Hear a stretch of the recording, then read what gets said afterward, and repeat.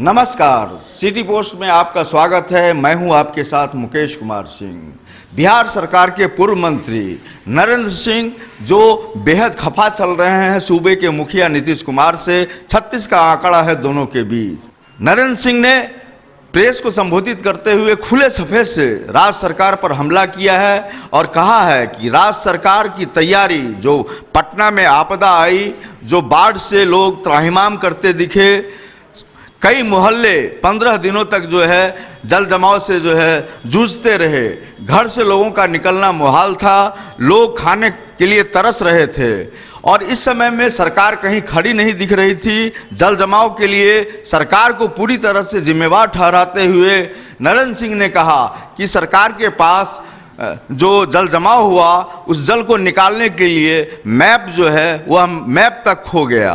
तो नरेंद्र सिंह ने कहीं से भी नीतीश कुमार को बकसने का जो है वह तरीका नहीं अपनाया। उन्होंने खुलकर कहा कि हजारों करोड़ रुपए खर्च किए गए हैं जो जल जमाव नहीं हो, लेकिन ये सारे पैसे कहाँ गए? ये सारे पैसे जमीन पर नहीं खर्च किए गए बल्कि नेताओं की जेब में गए। आप सुनिए नरेंद्र सिंह के इस बयान को, जिसमें उन्होंने किस तरह से तल्खी भरे लहजे में नीतीश कुमार पर हमला बोला है। ये सरकारों की जिम्मेवारियां होती हैं और ये इसके पहले भी 2-3 साल पहले भी पट्टा ये झेल चुका है ये त्रासदी। तो अब तक ये सरकार क्या कर रही थी? अब तक इनके पास नक्शा नहीं है। ये कह रहे हैं कि हमारे पास नक्शा नहीं है, नक्शा खो गया है। ये जिम्मेवारी किसकी है? चाहे प्राकृतिक आपदा हो या फिर कोई आपदा हो, आपदाओं से जूझने के लिए ही जनता सरकार बनाती है, सरकार चुनती है और सरकार की ये जिम्मेवारी बनती है कि वो प्राकृतिक आपदा न आने पाए, आए तो उससे कैसे रक्षा की जाए। इसके लिए सरकार सचेत नहीं थी, सरकार लूटपाट में लगी थी। इस पर खर्च करोड़ों मैंने हजारों करोड़ रुपए खर्च हो गए और वो खर्च वास्तविक सरजमीन पर नहीं होके इनकी तिजोरियों में गया। एक चीज कौन है जो विकास आयुक्त थे उनको चेयरमैन बना दिया गया है और कौन निर्दोष अधिकारी हैं जिन दो व्यक्तिगत तौर पे मेरी व्यक्तिगत जो जानकारी है, फतेह अमृत और अमृतलाल मीणा जैसे लोगों को उसमें मेंबर बना के आईवास कर रहे हैं और दोनों आदमी को भी कर बर्बाद करें। उनका उससे मैं मानता हूं कि दोनों आदमी अच्छे, ईमानदार और कर्तव्यनिष्ठ पदाधिकारी हैं। इनको उसमें मेंबर बना के ये दिखाने की कोशिश कर रहे हैं कि कैबिनेट अफसरों को और उनके माथे पर बिठा दिया है उनका बाप बना के अरुण कुमार सिन्हा को, जो एक घोटालेबाज और कई आरोपों से घिरे अपराधी हैं। आपने सुना कि किस तरह से नीतीश कुमार पर हमला बोल रहे हैं नरेंद्र सिंह। नरेंद्र सिंह ने तो यहां तक कह दिया कि बिहार सरकार किसी भी मोर्चे पर सफल नहीं है और इस सरकार को अब एक कदम भी चलने की जरूरत नहीं है।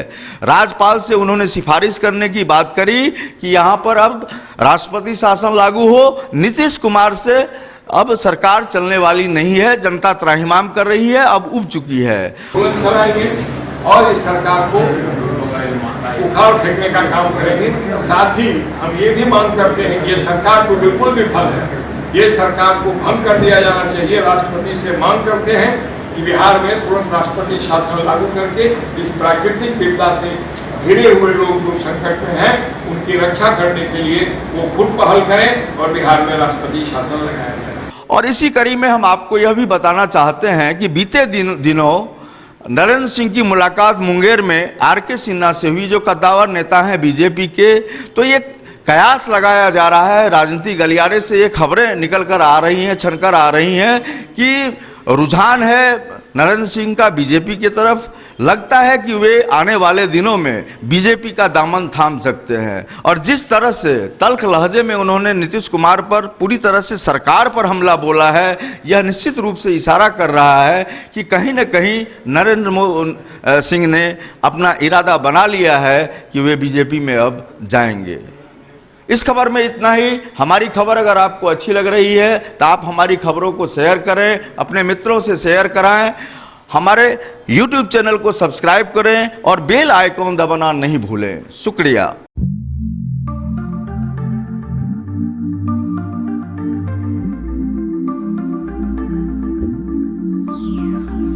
चलो चलते हैं। पर कहाँ?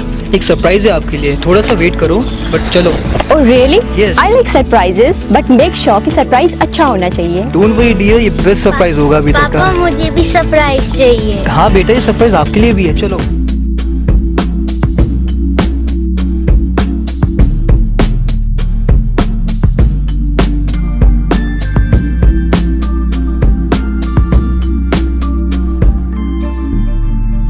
बताओ कैसा लगा? It's so beautiful, amazing. By the way, ये किसका घर है? ये हमारा पैनोरमा, हमारे सपनों का घर है। वाह, हमारे सपनों का घर। पर क्या हम इसे अफोर्ड कर पाएंगे? Hello sir, hello ma'am. Panorama township की यही खासियत है कि ये बिल्कुल ही अफोर्डेबल है। इसके साथ साथ यहाँ मेट्रो सिटी की तरह सारी अमेनिटीज भी हैं, जैसे कि parking space, temple, club house and many more. सबका सपना घर हो अपना। पैनोरमा।